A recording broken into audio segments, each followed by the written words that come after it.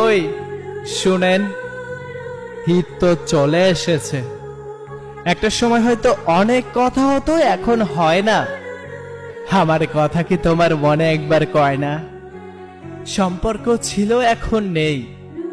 অধিকার ছিল, এখন তাও নেই।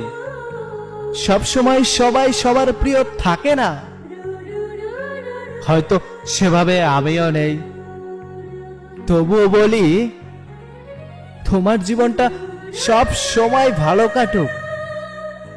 তোমার জীবনটা রঙিন হয়ে আরো রঙিন থেকে রঙিনময় হোক। তাই তো প্রিয়, তোমাকে আমার মনের গভীর থেকে জানাই ঈদ মোবারক। দোয়া করি পৃথিবীর সকল সুখ তোমার হোক। ভালো থাকবেন, নিজের খেয়াল রাখবেন, সবসময় হাসি খুশি থাকবেন।